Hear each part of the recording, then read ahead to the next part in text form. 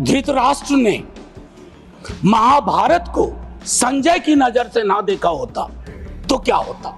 संजय को कैबिनेट मान लिया जाए। जाहिद ने मेरा हासिले ईमान नहीं देखा, रुख पे तेरी जुल्फों को परेशान नहीं देखा। अति साधारण लोग हैं ये। जिंदगी में डिग्निटी चाहिए सर, संविधान भी कहता, लेकिन मौत में उससे बड़ी डिग्निटी चाहिए।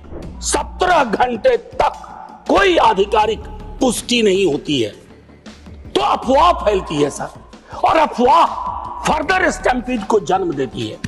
54 के कुंभ का जिक्र हुआ संभवतः कि इतने लोग मारे गए थे।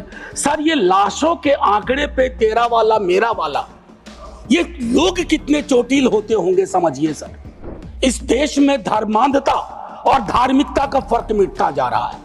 यदि तुम्हारे घर के एक कमरे में आग लगी हो तो क्या तुम दूसरे कमरे में सो सकते हो?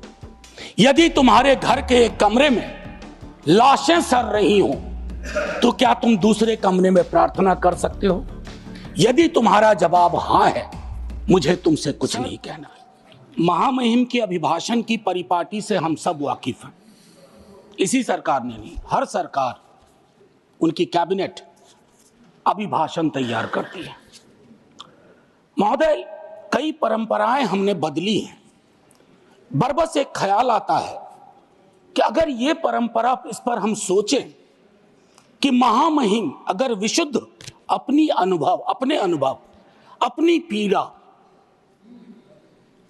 और कोई ऐसा मैकेनिज्म हो, ये मैं आगे के लिए सवाल छोड़ता हूं, क्योंकि मैं आज सुबह सोच रहा था, माननीय उपसभापति महोदय, अगर धृतराष्ट्र ने महाभारत को संजय की नजर से ना देखा होता तो क्या होता? संजय को कैबिनेट मान लिया जाए। मैं इस संदर्भ में ये बात रखना चाह रहा था। खैर, जाहिद ने मेरा हासिले ईमान नहीं देखा, रुख पे तेरी जुल्फों को परेशान नहीं देखा।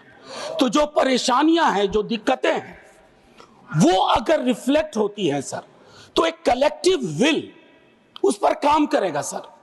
दुनिया की कोई ऐसी समस्या नहीं है जिसको हम लोग साझा रूप से हल नहीं कर सकते हो। यह पक्ष विपक्ष का मामला नहीं है। उस संदर्भ में यह बात मैं कह रहा था सर।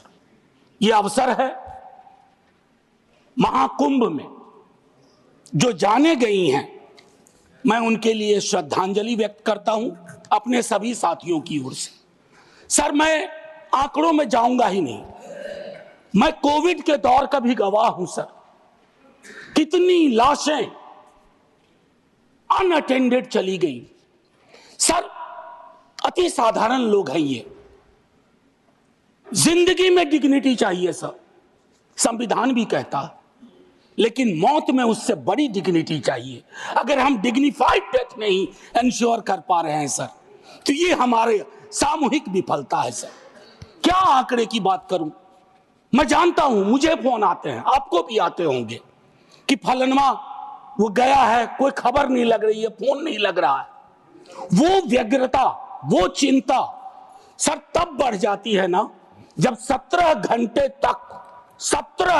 तक कोई आधिकारिक पुष्टि नहीं होती है तो अफवाह फैलती है सर, और अफवाह फर्दर स्टैम्पीड को जन्म देती है। 2-3 जगह हो जाते हैं। और मैं क्या कहूं सर,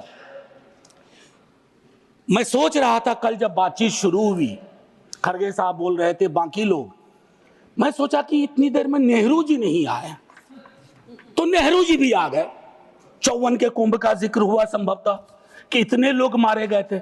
सर ये लाशों के आंकड़े पे तेरा वाला मेरा वाला, ये लोग कितने चोटिल होते होंगे समझिए सर। मैं आपके माध्यम से ये कहना चाहता हूं। और एक और चीज सर, इसके लिए भी मैंने, माननीय नड्डा साहब थे उस दिन, ऑल पार्टी मीटिंग में प्रहलाद जी भी थे, मैंने एक बात कही थी सर, इस देश में धर्मांधता और धार्मिकता का फर्क मिटता जा रहा है। धार्मिक देश है हम, हजारों साल से धर्मांधता नई चीज है। डेली देखो, हर घंटे कोई बाबा आ रहे हैं, उनसे भिड़ने के लिए किसी मौलाना को भिड़ा दिया, वो ग्रह नक्षत्र देख के बता रहे हैं कभी नहीं नहाया तो कोई पाप नहीं धुलेगा। सर ये परिपाटी संविधान के दृष्टिकोण से भी बंद होनी चाहिए। और ये जो प्रोडक्शन फैक्ट्री रिलीजियस बाबाओं की आ गई है सर, इसके उत्पादन पर भी रोक लगनी चाहिए। सर दिक्कत क्या है? प्लीज बैठकर सर, बैठकर बात नहीं, आप आपस में बैठकर बात नहीं प्लीज। सर मैंने उसके कहा था कि हर धर्म के अंदर इस तरह के सुपरस्टिशन जन्म हो रहे हैं। और मैं एक और बात कहता हूं सर, ईश्वर को क्यों ठग रहे हैं? वीवीआईपी दर्शन, ईश्वर के समक्ष भी ये बात होगी कि एक जनसाधारण का दर्शन, एक वीवीआईपी दर्शन। सर ये संविधान सबसे मजबूत चीज है, पॉलिटिकल पार्टीज कलेक्टिव विल है। कोई भी वीवीआईपी दर्शन किसी मंदिर में, किसी दरगाह में नहीं होगा। तभी प्लीज आप बैठ जाइए। यदि तुम्हारे घर के एक कमरे में आग लगी हो तो क्या तुम दूसरे कमरे में सो सकते हो? यदि तुम्हारे घर के एक कमरे में लाशें सड़ रही हो तो क्या तुम दूसरे कमरे में प्रार्थना कर सकते हो? यदि तुम्हारा जवाब हां है, मुझे तुमसे कुछ नहीं कहना है।